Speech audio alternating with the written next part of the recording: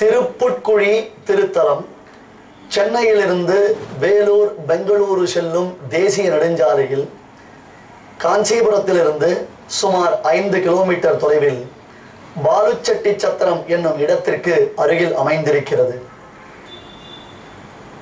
சுவாமி ராமானுஜர் தன்னுடைய திருத்தம்பியாரான கோவிந்தருடன் கூடி இந்த திருத்தலத்தில் தான் வித்யாபியாசம் செய்து வந்ததாக குரு பரம்பரைகள் வாயிலாக அறிகிறோம். கல்விகளிலும் கேள்விகளிலும் சிறந்திருந்ததான காஞ்சி மாநகரத்தில் அக்காலத்தில் பல பெரியோர்கள் சாஸ்திர வல்லுநர்கள் தனித்தனியாக பாடசாலைகள் இல்லையில் பல்கலைக்கழகங்களை நடத்தி வந்தார்கள். அந்த வகையில் தான் யாதவ பிரகாஷர் என்பவரிடத்தில் சுவாமி ராமானுஜர் இந்த திருத்தலத்தில் கல்வி பயின்றதாக நாம் அறிகிறோம். அதற்கு முன்பாக இந்த திருத்தலத்து எம்பெருமானுடைய பிரபாவங்கள் அவருடைய பெருமைகளை எல்லாம் அனுபவித்துவிட்டு நாம் ராமானுஜருடைய சரித்திரத்திற்குள்ளே புகழலாம். இப்பெருமான் திருமங்கையாழ்வாராலே 2 இடங்களில் மங்களாசாசனம் செய்யப்பட்டிருக்கிறார். திருவிடந்தை என்னும் திருத்தலத்தை பெரிய திருமொழி திவ்ய பிரபந்தத்தில் திருமங்கையாழ்வார் மங்களாசாசனம் செய்யும் சமயத்தில் இப்பெருமானை மங்களாசாசனம் செய்கிறார். அதுபோன்றே திருமங்கையாழ்வாராலே அருளி செய்யப்பட்ட பெரிய திருமடல் என்னும் திவ்ய பிரபந்தத்திலும் இப்பெருமான் மங்களாசாசனம் செய்யப்படுகின்றார். திருப்புட்குழி புட்குழி எம் போரேறு, அதாவது யுத்தத்தில் நிபுணன் விஜய ராகவன் தம்மன்யே ராகவம் வீரம் என்று ராவணன் இப்பெருமானை வீரராகவனாக விஜயராகவனாக கொண்டாடுகிறார் அல்லவா. இந்த பிராந்தியமும் அமாவாசை என்று மிகவும் புகழத்தக்கதான திருக்கோவிலாய் விளங்குகிறது. இங்கே மூலஸ்தானத்தில் அமர்ந்த திருக்கோலத்தில் அபயமுத்திரையுடன் ஆஹ்வான அஸ்தத்துடன், அதாவது அழைத்து வாழ்விக்கும் அச்சுதனாக தன்னை நாடி வரக்கூடிய பக்தர்களை எல்லாம் வாருங்கள் வந்து என்னை சேவியுங்கள், எப்படி ஜட்டாயுவிற்கு நான் முக்தி அளித்தேனோ அதுபோன்று என்னை வணங்கக்கூடிய அத்தனை பேருக்கும் அபயமளித்து அவர்களை ரட்சிக்கிறேன் என்று தன்னுடைய அபயமுத்திரையை காண்பித்துக் கொண்டு கிருத்ர புஷ்கரணி எனப்படக்கூடிய ஜட்டாயு புஷ்கரணியின் கரையில் கேட்பதையெல்லாம் அளிக்கும் கற்பக தருவாக இப்பெருமானுடைய திவ்ய சேவை அமைந்திருக்கிறது.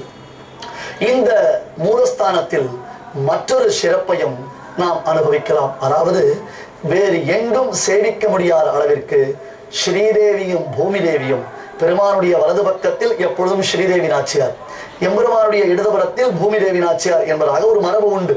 வைணவ ஆலயங்களில் பெருமானுடைய சன்னிதானத்தில் நாம் எங்கு சென்று சேவித்தாலும் அவருடைய வலப்புறத்தில் ஸ்ரீதேவி தாயார், இடதுபுறத்தில் பூமி தேவி தாயார். ஆனால் இந்த திருத்தலத்தில் மட்டும்தான் ஸ்ரீதேவி பூமி தேவி என்பவர்கள் வலது இடது மாறியிருக்கிறார்கள்.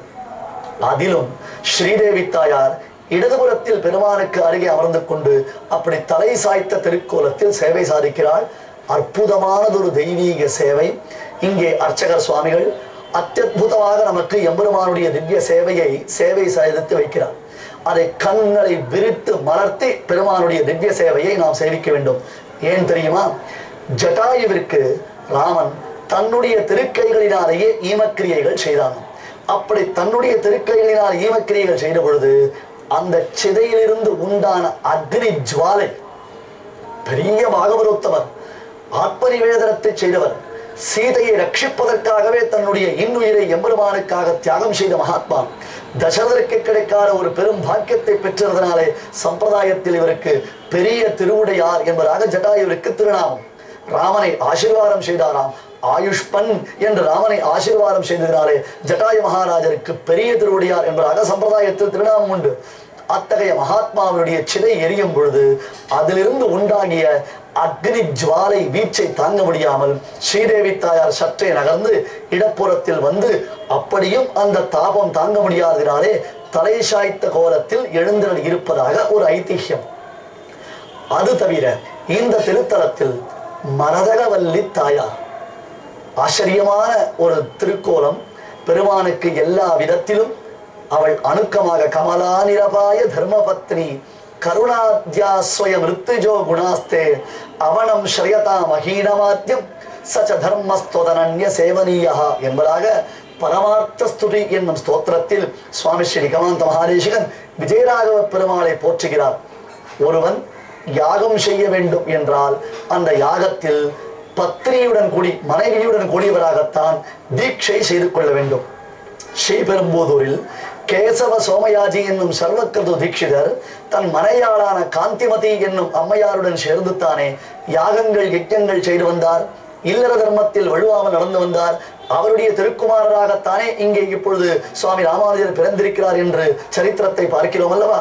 அதுபோன்று யாகங்கள் செய்யும் பொழுது பத்னியுடன் கூடியவனாகத்தான் யாகங்கள் செய்ய வேண்டும். இந்த திருத்தலத்தில் விஜயராகவ பெருமாள் தன்னுடைய தாயாரான மரதகவல்லி தாயாருடன் சேர்ந்து ஒரு யாகம் செய்கிறார். சில யாகங்களை சிலர் தான் செய்ய முடியும். எல்லோரும் எல்லாவற்றையும் செய்ய முடியுமா? ஒருத்தருக்கு 10 பிள்ளைகள் இருந்தார். அவர் புத்திரகாமேஷ்டி யாகத்தை செய்வதனால் என்ன பிரயோஜனம்? யோசித்து பாருங்கள். அரசர்கள் தான் ராஜசூயம் முதலான யாகங்களை செய்ய முடியும். அதுபோன்று இப்பெருமான் சரணாகத சம்ரக்ஷணம், அதாவது தன்னிடத்தில் யார் வருகிறார்களோ அவர்களை ரட்சிப்பது. அதனால்தான் பெருமான் அபயஹஸ்தம் ஆஹ்வான ஹஸ்தம் என்னும் 2 திருக்கைகளில் 2 முத்திரையுடன் சேவை சாதிக்கிறான் என்று பார்த்தோம் அல்லவா? தன்னிடத்தில் வரக்கூடிய பக்தர்களை அஞ்சேல் அஞ்சேல் அஞ்சேல் என்று அபயப்பிரதானம் பெருமான் செய்கிறான் அல்லவா? இந்த யாகம் சரணாகத சம்ரக்ஷணம் என்னும் யாகம் இவனை தவிர்த்து வேறு யாராலையும் செய்ய முடியாது. வேறு யாரும் இதை செய்வதற்கு சக்தர்கள் அல்லர். அப்பொழுது மனைவியுடன் கூடி காருண்யம், சௌஷீல்யம், சௌலபியம், மாதுரியம் முதலான குணங்களை யாகத்தின் ரித்திக்குகளாக, அதாவது யாகத்தில் ஒருவர் ரிக்வேதத்தை சொல்ல வேண்டும், ஒருத்தர் யஜுர்வேதத்தை சொல்ல வேண்டும். இப்படி ஒவ்வொருத்தருக்கும் ஒரு காரியங்கள் உண்டு. அதை செய்பவர்களுக்கு ரித்திக்குகள் என்பது பெயர். பெருமானுடைய காருண்யம், சௌஷீல்யம், சௌலபியம் முதலான குணங்கள், அந்த குணங்களாகிய ரித்திக்குகளை கொண்டு அபயப்பிரதானம் என்னும் யாகத்தை செய்பவன் விஜயராகவ பெருமான். வீரகோட்டி விமானம், விஜயகோட்டி விமானம் என்னும் இந்த புனிதமான விமானத்தின் அடியில் அமர்ந்து கொண்டு கேட்டதையெல்லாம் அளிக்கும் கற்பகத்தருவாக காட்சி அளிக்கிறான். இவனுடைய திருத்தாயார் மரதகவல்லி தாயார். அந்த தாயார் வருத்த பயிர் முளைக்க வைக்கும் மரதகவல்லி தாயார் என்று கொண்டாடப்படுகிறாள். எத்தனையோ அறிவியல் முன்னேற்றங்கள், அனுதினமும் கண்டுபிடிப்புகள் என்று வந்து கொண்டிருந்தால் கூட நம்முடைய சம்பிரதாயத்தில், சனாதன தர்மத்தில், ஹிந்து தர்மத்தில் அற்புதங்களும் ஆச்சரியங்களும் நிகழ்த்தப்பட்டு கொண்டுதான் இருக்கின்றன. இவற்றை அறிவியல் கொண்டு விளக்க முடியாது என்பது நிதர்சனமான உண்மையன்றோ? இங்கே அமாவாசை என்று குழந்தை பாக்கியம் இல்லாதவர்கள் பெண்மணிகள் வந்திருந்து கிருத்ரசரஸ் எனப்படக்கூடிய ஜட்டாயு புஷ்கரணியில் புண்ணிய நீராடி அதே ஈரப்புடவையுடன் இங்கே வந்து பெருமானையும் தாயாரையும் அவர்கள் வழிபட்டு பிறகு மடைப்பள்ளியில் கொடுக்கக்கூடிய ஒருவித தானியத்தை தங்கள் மடியில் கட்டிக்கொள்வார்கள். இதில் என்ன ஆச்சரியம் இருக்க முடியும்? இதில் என்ன அற்புதம் என்றால், பயறு என்னும் ஒரு தானியம் இல்லையா? அந்த பயறு என்னும் தானியம் இங்கே மடைப்பள்ளியில் குழந்தை பாக்கியம் இல்லாதவர்களுக்கு அளிக்கப்படும். அமாவாசை என்று என்ன செய்ய வேண்டும்? அந்த பயறு வறுத்த பயறு, ஆம், பச்சை பயறு இல்லை. மடைப்பள்ளியில் எம்பெருமானுக்கு தினந்தோறும் திவ்யமான பிரசாரங்கள் தயார் செய்யப்படக்கூடிய அந்த மடைப்பள்ளியில் பயிரை நன்கு வறுத்து அதனை யார் பிள்ளை வரம் வேண்டி இருக்கிறார்களோ அவர்களிடத்தில் அளிப்பார்கள். புஷ்கரணியில் தீர்த்தாமாடி விட்டு ஈரவஸ்திரத்துடன் வந்திருந்து அந்த வறுத்த பயிரை தங்கள் மடியில் கட்டிக்கொண்டு அமாவாசை தினம் முழுவதும் இந்த திருக்கோவிலிலேயே அவர்கள் வசிப்பார்கள். அதன் பிறகு அன்று இரவு, காலை முதல் இரவு, மறுநாள் பொழுது, பகல் பொழுது விடியும் வரையிலும் உபவாசம் இருந்து, அல்லது சற்றே முடியாதவர்கள் பால், பழம் முதலானவற்றை மட்டும் உண்டு பெருமானை வேண்டிக் கொண்டு இரவு முழுதும் தவம் இருந்து மறுநாள் காலையில் மறுபடியும் உடுத்த வஸ்திரத்துடன் புஷ்கரணியில் தீர்த்தாமாடி தாயாருடைய சன்னிதானத்திற்கு வந்து அங்கே தாயாருடைய சன்னிதானத்தில் மெழுகி கோலமிட்டு தங்கள் மடியில் கட்டப்பட்டிருந்ததான அந்த பயரை, வறுத்த பயரை அந்த கோலத்தில் சிதற வைத்தால் அதில் பயறு வறுக்கப்பட்ட அந்த பயறு முளைத்திருக்குமா? இந்த அற்புதத்தை நாம் எப்படி வர்ணிப்பது? எதை சொல்லி இந்த அற்புதத்தை நாம் சமன்வயப்படுத்த முடியும்? அப்படி வறுத்த பயர் அவர்கள் வயிற்றில் கட்டப்பட்டிருப்பது முளைத்திருந்தது என்றால் நம் மரதகவல்லி தாயாருடைய திவ்ய அனுகிரகத்தினாலே அவர்களுக்கு கட்டாயம் புத்திர பாக்கியம் கிடைக்கும். இன்று வரையிலும் அமாவாசை தோறும் நிதர்சனமாக நடைபெறக்கூடிய ஒரு உண்மை சம்பவத்தை நாம் அனுபவிக்கலாம். இதற்கு எத்தனையோ பக்தர்கள் சாட்சியாக இருக்கிறார்கள். இன்றும் எத்தனையோ குழந்தை பாக்கியம் பலருக்கும் கிடைத்திருக்கிறது. இந்த திருத்தலத்தில் தான் யாதவ பிரகாஷர் என்பவர் ஒரு பெரும் பல்கலைக்கழகத்தை நிறுவியிருந்தார். அந்த யாதவ பிரகாஷரிடத்தில் தான் ஸ்ரீபெரும்புதூரில் அவதாரம் செய்த சுவாமி ஸ்ரீ ராமானுஜர் கல்வி பயின்றார்.